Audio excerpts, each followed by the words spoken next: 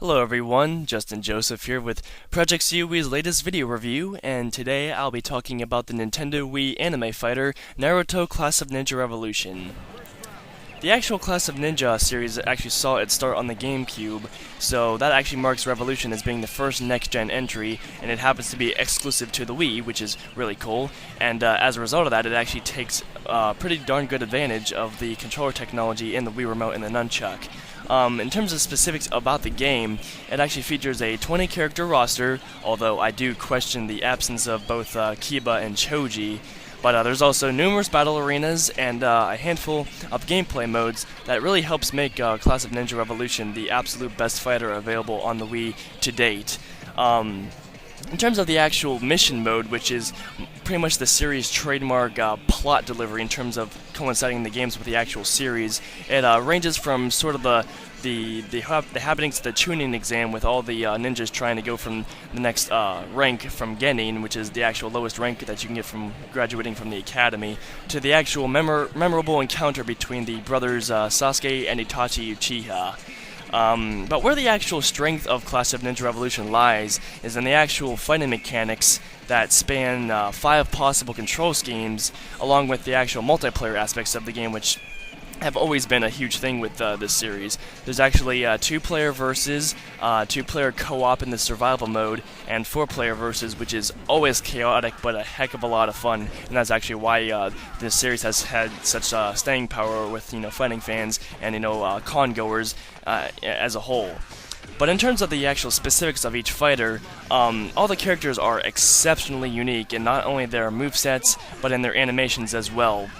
But when it comes to the actual controls, if you choose to actually use the Wii Remote and Nunchuck combination for your fighting, you will wave the Wii Remote for all your weak attacks and press A for all the strong attacks, and everything else is mapped elsewhere on the controllers, which is a pretty good job on the developer's part. There's a little bit of awkwardness, but once you actually get used to it, it's really not that tough to gain a grasp for each battle. There's actually also new additions to the arenas themselves, one of which is actually the protective barriers that you can use to sort of like hide from your adversaries or try and lure them into like a nice combo or something. It just depends on how you actually want to take advantage of that. In addition to actually having the arenas being multi-tiered, and what that basically means is you can actually attack your opponent and have them be sent to another part of the arena, and when they're actually in midair, you can either try to hit them for another piece of nice damage, or try to actually reappear behind them as a sort of a surprise and try to add like a hidden combo to really put some devastation on them. Now this is again this is a fighter, and it's a standard in fighters that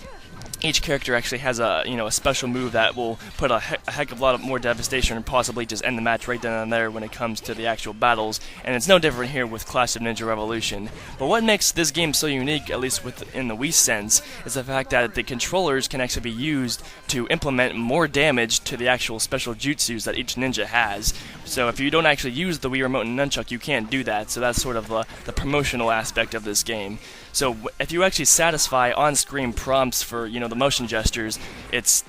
not only fun to do because the actual actions make sense compared to what your actual character is doing on screen, but seeing what you can actually accomplish extra damage wise is ever more satisfying, and that's really what makes this game as fun as it can be when it comes to the actual fighting aspects in the multiplayer, where that can really help and turn the tide of battle. On the technical side, the graphics aren't all that different from the GameCube titles, which is unfortunate given that the Wii is obviously twice as powerful as that system, and nor is the audio all that different. However, the actual music and sound effects suit the game extremely well, just like they have for the previous couple games, so that's really nothing to complain about. But again, the actual visuals really aren't going to do anything to differentiate from the previous 2 games, which is, a downer, but hopefully they can actually rectify that the next time whenever they release the next game in the series as the true next-gen entry. Sorry about that, but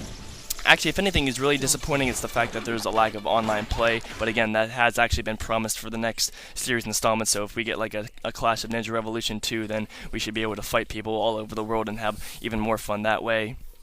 But in all seriousness, fighters in general tend to have a lot of great value, so this game is absolutely no different. So it is going to be played at conventions and consumer houses all over the country, with your friends, whatever, because it's just that much fun and it controls very well with most of the actual possible control schemes. And that is exactly why